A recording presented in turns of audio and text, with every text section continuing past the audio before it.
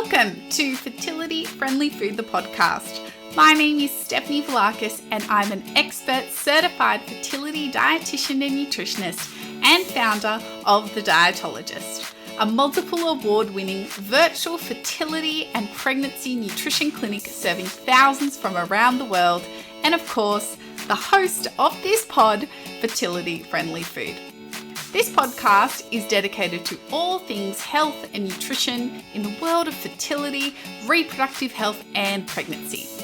Each week, I bring you practical snack-sized episodes to help improve your lifestyle on your trying to conceive journey, alongside guest expert interviews to help inspire you to learn and grow whilst you grow your family. This episode is brought to you by our Power Hour Masterclass, Anti-Inflammatory Eating for Endometriosis. We have had nearly 200 endo warriors complete this short and sharp class, which focuses on the practicalities of anti-inflammatory eating for endometriosis. After all, endometriosis is an inflammatory condition. I answer common questions about whether dairy, gluten, coffee, alcohol, and sugar are problematic for inflammation, and what you can eat to support your endo from an anti-inflammatory standpoint with a really practical approach. Plus, it comes with a downloadable e-guide and 7-day meal plan with recipes, and we donate $10 Australian from every person joining to the Pelvic Pain Foundation of Australia. The link is in the show notes and you can watch on demand from your laptop or phone wherever you are in the world. Welcome back, everyone. I know the podcast has been ticking along as per usual whilst I have been traveling for the past couple of months. But for your reference, this is my very first record since returning. So to be honest, I'm feeling a little nervous to be back on the mic. And yes, certainly not used to talking in long monologues after traveling solo for the last couple of months. So I did start my overseas trip by attending the World Congress of Endometriosis in Edinburgh, Scotland. And it was an incredible gathering of brilliant minds in the endo space, from medical doctors and surgeons, fellow allied health professionals, nurses, researchers, patient advocates, and much more. I learned a lot, and I learned particularly a lot about pain and also the benefits of novel and non-medical, non-surgical approaches to endometriosis. And I'm really looking forward to bringing in some of these learnings to the team, to my colleagues, and also, of course, to you all and my clients back in the virtual clinic. So I'm excited to get back into the swing of things. I also had the opportunity to present my poster about the role of a dietitian in endometriosis, which I was thrilled to see a bunch of interest in by my fellow delegates. And the most common question that my colleagues asked me as they came up to my poster was, what is the best diet for endometriosis? And so today I wanted to create an episode breaking down this question. Now, before we get into it today, I always like to answer a community question. Don't forget, you can leave us a question anytime using the simple 30-second question form, which is always linked in the show notes for you.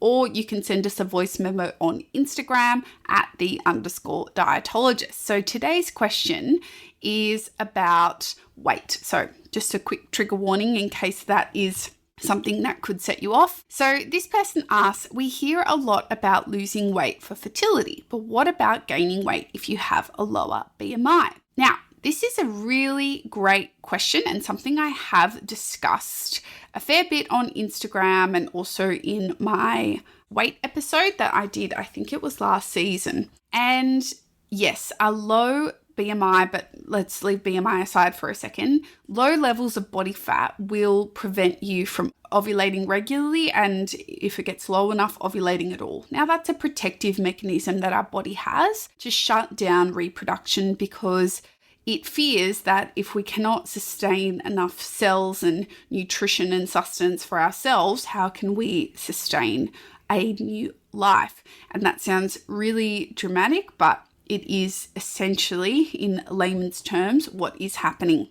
And it involves the hypothalamus and pituitary in the brain and the ovaries. It creates a whole shutdown of those hormonal pathways but it can be restored in many cases by gaining weight, gaining body fat specifically. And so we see this a lot in our virtual clinic. We help a number of people with a variety of medical histories and backgrounds as to why they have a lower body weight to regain weight in order to restore ovulation to help with conception. At the end of the day, if you're not ovulating, it is going to be impossible to conceive unassisted. Now, certainly in the case of IVF, you can get around that, but I do typically find that even those people who are undergoing IVF with lower BMI do benefit from some body fat gain and some diet and lifestyle counseling and support, because it may sound really simple to just say, well, just eat more, problem solved, but that is in fact not the case in most circumstances that we find. Typically, we find that a lot of people who are struggling with low body weight have some kind of ties to either disordered eating, an eating disorder, another medical condition which makes it really hard to gain weight. So, for example, inflammatory bowel disease, or being newly diagnosed with celiac disease, cancer, many other types of conditions which can cause unintentional weight loss or difficulties gaining weight. And for a lot of people, it can be quite a psychologically challenging time to increase their intake or reduce their exercise. Sometimes we're dealing with exercise addiction. So it's certainly not straightforward, much like weight loss is not straightforward. Weight gain can be really challenging and frustrating for people living in a society that's often pushing weight loss as they're trying to gain weight. So I hear you, I see you. I would encourage you to reach out for some one-on-one support. And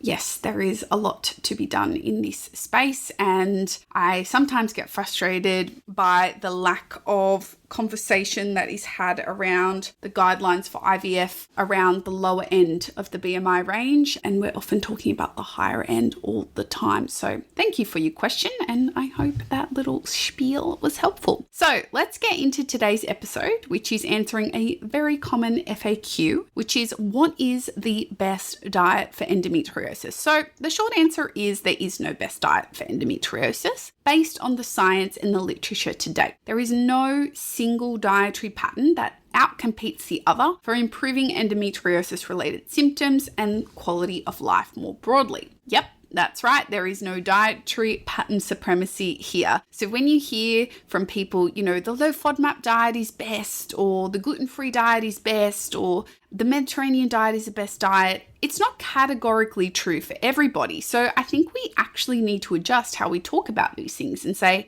the Mediterranean diet is the best diet for me right now, if you're going to speak about a particular dietary pattern, because that more accurately reflects how it impacts you and your body and your symptoms in that moment in time, because don't forget, it can also change. So that aside, let me introduce some of the key dietary patterns that are being tossed around in the endo community and also in the research, and see how they stack up according to moi, an endo and fertility dietitian and nutritionist. So our candidates are the Mediterranean diet, the gluten-free diet, the low FODMAP diet, dairy-free diet, the soy-free diet, and the vegan or plant-based diet. Now, I know there are many, many, many other types of dietary patterns, but I just picked the 6 most common that I come across and are being mostly documented in the science. So we also have some science and literature as a base to refer from. So first up is the Mediterranean diet. So if you followed us or listened to the podcast for a while, you would probably have seen me rave about the Mediterranean diet a fair bit. And firstly, it is by no means a quote unquote diet. Instead, it is really a way of eating and a way of life. Its foundation is around eating together, socially, with friends and family, and also physical activity and meaningful movement. It is meant to be flexible and delicious and based on seasonal eating and eating what you can get your hands on. And look, it's one of my favorite topics to talk about as, a very biased, very Greek Australian opinion. So its foundations are based on the diets of what was traditionally in key Mediterranean countries, namely Italy, Greece, and Spain. It incorporates a meal pattern that is rich in fresh fruit and veggies, hello antioxidant, whole grains, nuts and seeds, legumes and beans, and of course, extra virgin olive oil and fish. Red meat, poultry, and dairy foods are encouraged in smaller amounts. However, nothing is really off limits entirely in the Mediterranean diet. Some preliminary research suggests that the Mediterranean diet can assist those with endo in pain reduction with both periods and also intercourse, as well as passing bowel movement. And more trials are currently in progress in endo populations, which we are excitedly awaiting the results from. And also, as another bonus, the Mediterranean dietary pattern is supportive of mental health too, according to some recent Australian research with the SMILES trial, and is consistently on the best dietary patterns of the year list. So we know that this is a generally healthy eating pattern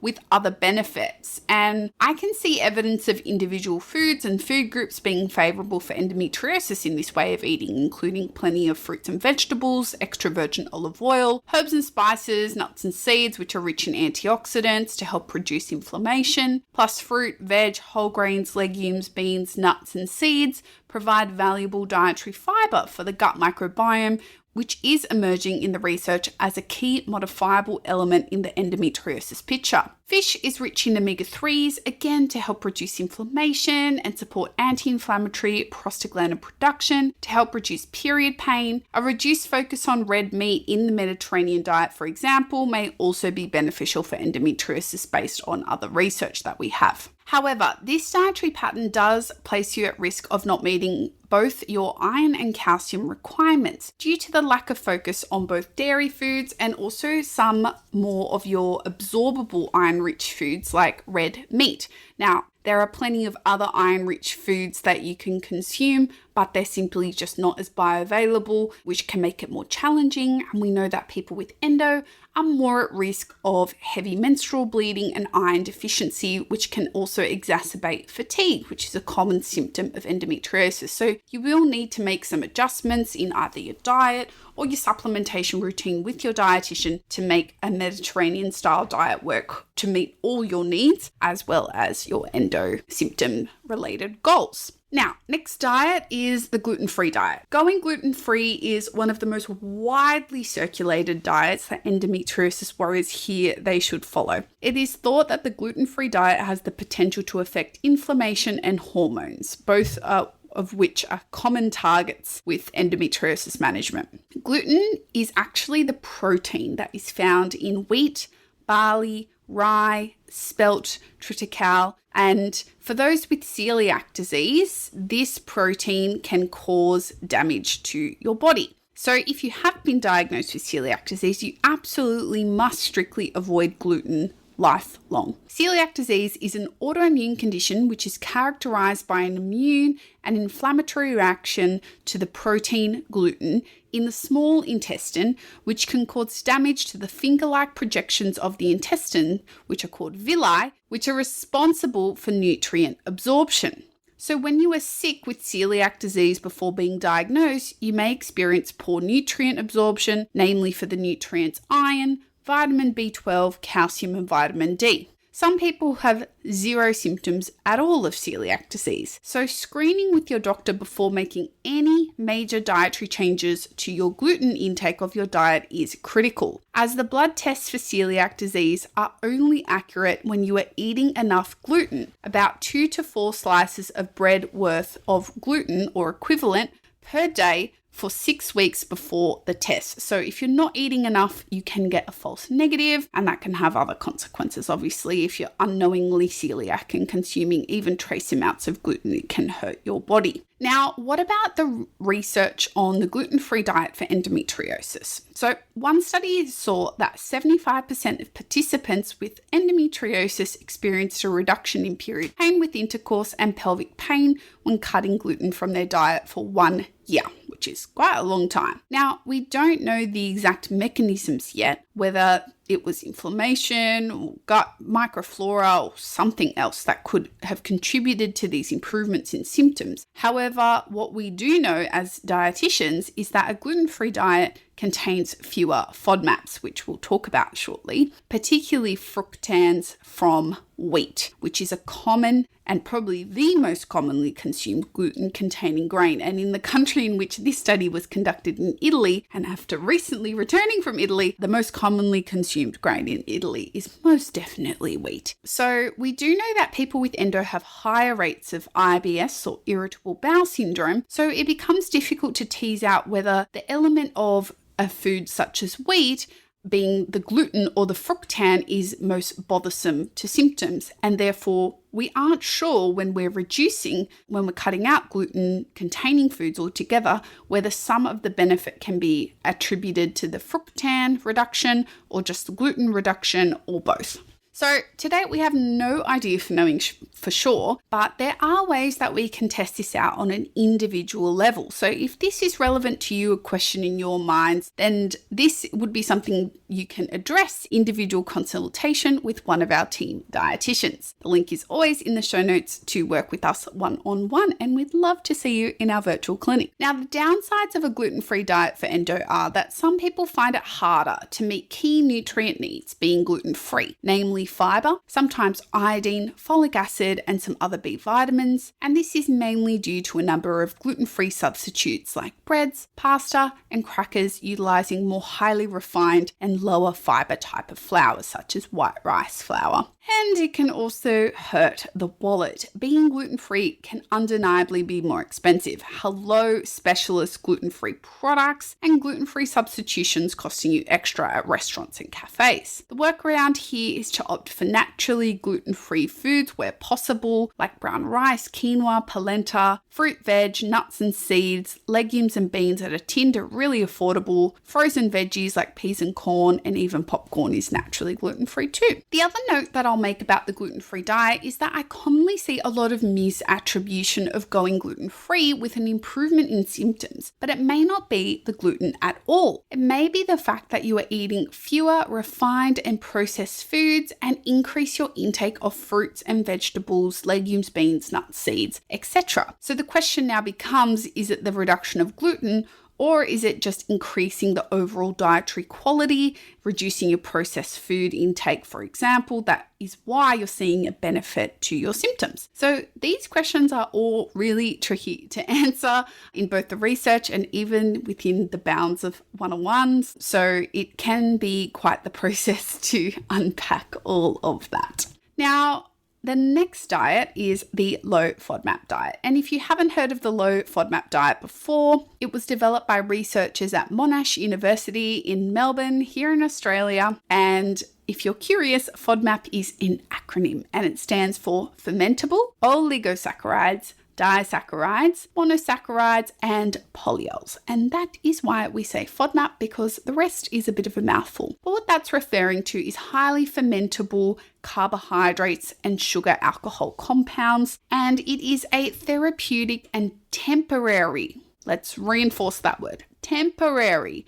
dietary protocol for those with irritable bowel syndrome or IBS. It can help by reducing the load of these highly fermentable carbohydrates that people with IBS typically are not absorbing fully or are malabsorbing, which can contribute to excess gas, wind, bloating, diarrhea, constipation, and abdominal pains thanks to rapid fermentation occurring in the large intestine. Research tells us that those with endometriosis are 2.5 times more likely to be diagnosed with IBS. Great news for us, not. Studies also report that the rate of co-occurrence of endometriosis and IBS is somewhere between 36% to 52%.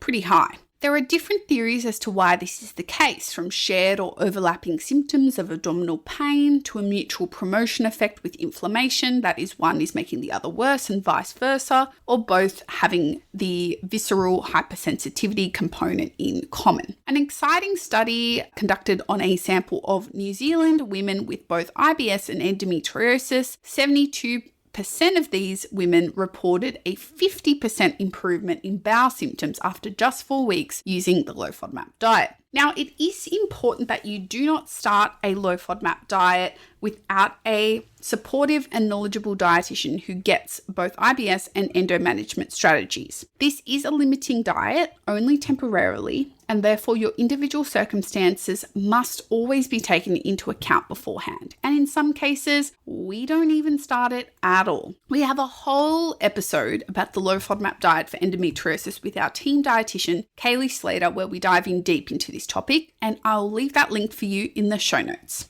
Undeniably, people have success with symptom reduction on the low FODMAP diet when it comes to common gut symptoms with endometriosis. But it is not a forever diet, which is the biggest blunder that I see people making, staying low FODMAP forever. The idea is not to do this. The idea is to identify your intolerances, what levels of each food you can individually tolerate, and add foods back into your diet as quickly as possible. At the end of the day, our gut microbiota love variety in terms of what we're eating, and a long-term low FODMAP diet can really hurt our gut bugs because it's restricting the types of carbohydrates that actually feed and nourish our gut microbiota. And I often see increases in fear of reintroduction of foods which can cause gut symptoms in and of themselves thanks to the gut-brain axis the longer that you are on a low FODMAP diet unnecessarily. So it's really important that you attend all the appointments with your dietitian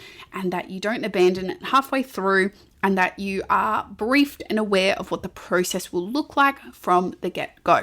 All right, enough about the low FODMAP diet. On to the next diet, the dairy-free diet. So if you've heard you should go gluten-free, then it's probably likely you've heard to also go dairy-free. This dietary pattern, or restriction, should we say, is very common amongst the endometriosis community, and it's something we get asked a lot about in clinic and see a lot of people just adjusting their dairy intake down out of fear that it is worsening their endometriosis symptoms. Now, we've already established that those with endometriosis are 2.5 times more likely to have IBS or IBS-like symptoms. This also includes a higher risk of lactose intolerance. Despite popular belief, lactose intolerance does not mean you need to be dairy-free. In fact, most people can tolerate small amounts of milk, yogurt, and hard cheese throughout the day. And you can also use lactose-free products. In fact, products like just regular Parmesan cheese has hardly any detectable lactose at all. There has been no research that states that dairy causes or worsens inflammation, which is a common narrative. In fact, we actually see that the combination of calcium and vitamin D found in dairy foods may have an anti-inflammatory effect. And of course, that's something that we want to take note of with endometriosis.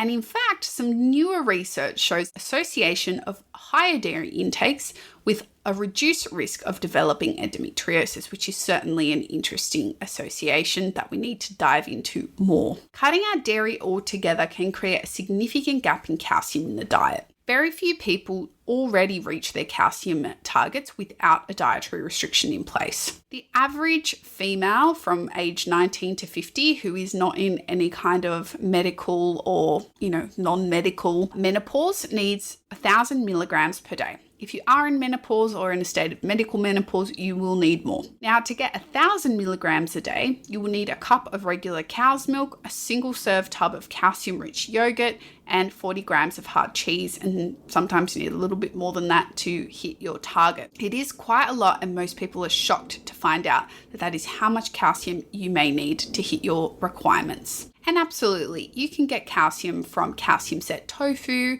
bony fish like tinned sardines and tinned salmon with the bones in, and you'll get even a little from dried figs, for example. But at the very least, if you're contemplating reducing or cutting out dairy altogether, you will need to find yourself a calcium fortified milk alternative. It is undeniably harder to reach your calcium goals whilst having a lower dairy intake. So you will need to make a conscious effort of this. You won't see or feel any different by reducing your calcium intake in the short term, and you won't even see it come up on your blood tests, but there are long-term consequences to your bone health, which is going to catch up with you at some point. So it's important to have a long-term focus here. So if it's something that you're going to do for the long term, you're really going to have to be clever about your diet and or supplementation when it comes to meeting your calcium requirements.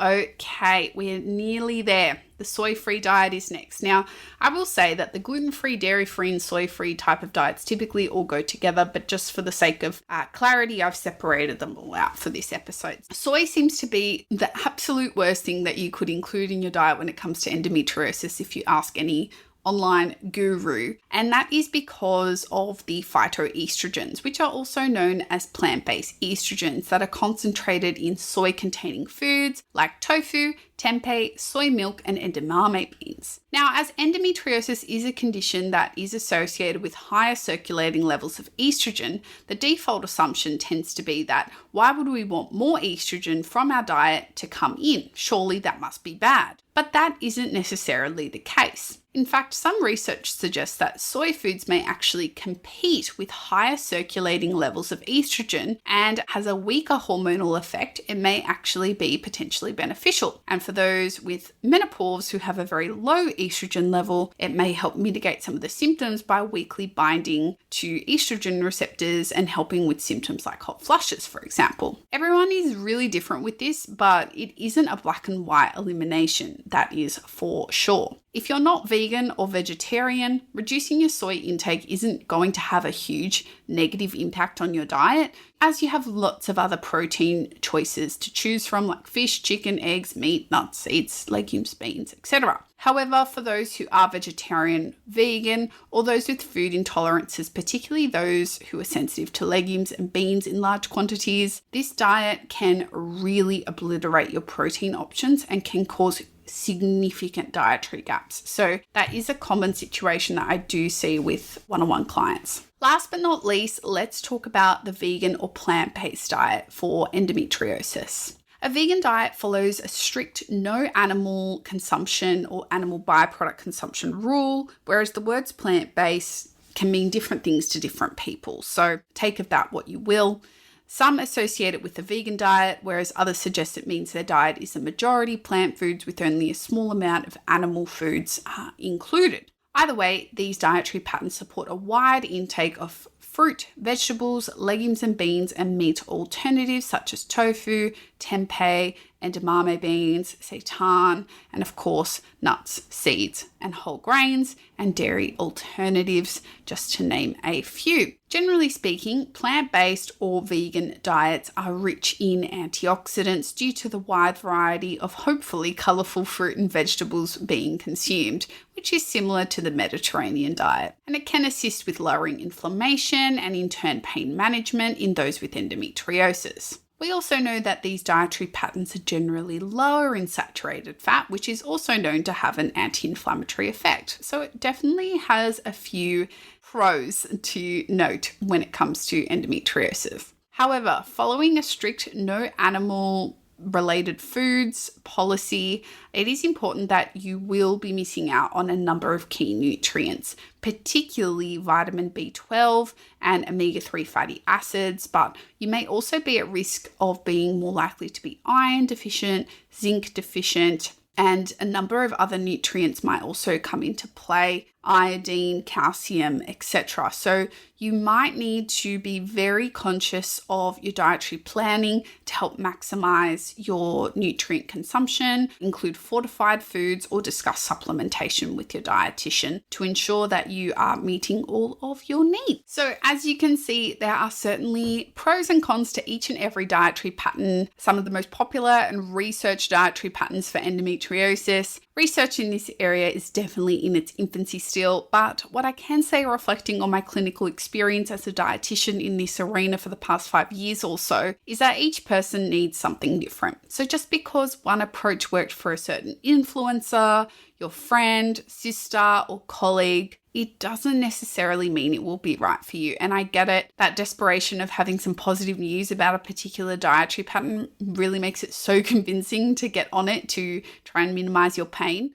But I do encourage you to view it as a process of exploration, being curious and open-minded, and also being okay with a few bumps in the road as you work through what works best for you, your body, and your symptoms, and know that this can also change over time.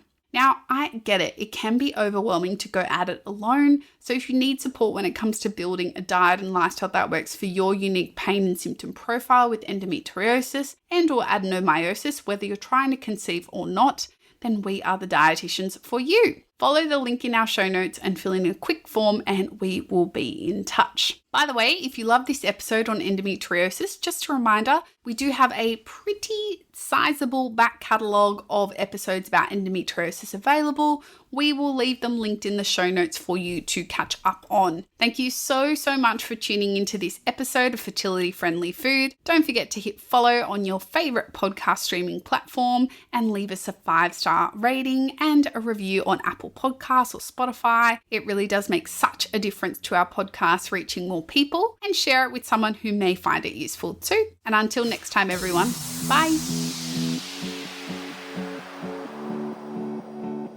Fertility Friendly Food, the podcast, acknowledges the traditional owners of country throughout Australia and recognises the continuing connections to lands, waters and community. We pay our respects to First Nation cultures and to the elders past, present and emerging, and extend that respect to all First Nations people tuning in today. This podcast is recorded on the land of the Gadigal people of the Eora Nation.